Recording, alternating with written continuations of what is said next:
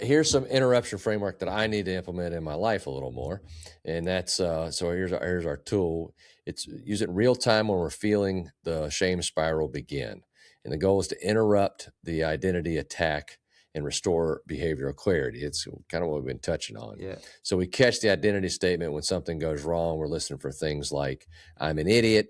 I always mess things up. I'm not good enough. I'll never figure this out. And now And I'm trying, and I want to help people. Well, it's like a mission now, right? It's helping us understand that language is fear and detrimental. It's fear. Yeah. I mean, generally in our lives, when we are moving from the frequency of fear, it doesn't generally move in the direction that we imagine. You see what I mean by that? Yeah, that's a good way to put it. I say detrimental. You say it. We're not moving in the direction we want to move. Yes, yeah. It'll fuck us up. The greatest potential. Yeah, because you calling yourself an idiot, it's getting heard in there somewhere. It's not.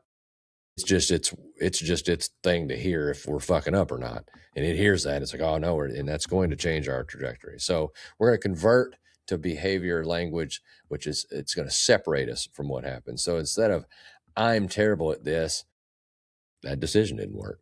Instead of I'm a failure, that attempt failed. So the behavior can be changed in the identity statements that are trapping us. So step 3, we're going to ask the root question of what am I making this mean about me? And then is that objectively true, or is that just old programming? So this exposes the hidden belief underneath the emotion. And, shame, an example would be shame's going to distort the events into an identity conclusion. A business deal falls through that translates into I'm not cut out for this. You have an argument with a spouse. I'm a bad husband.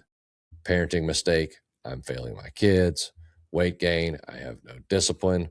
And the bottom line is behavior is not identity. And that's kind of what Jason was getting into. We can't project it to our whole, or we fuck up or have it didn't work. You're not an idiot. It just didn't work. Now. Yeah.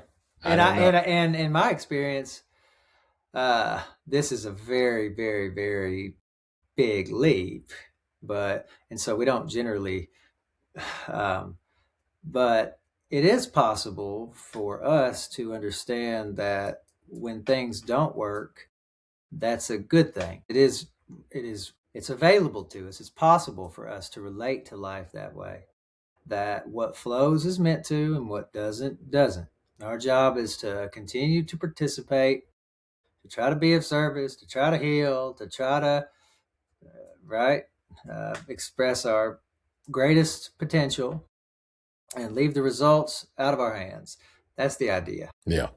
And it's a very challenging way to live. Yeah, a little easier said than done for sure.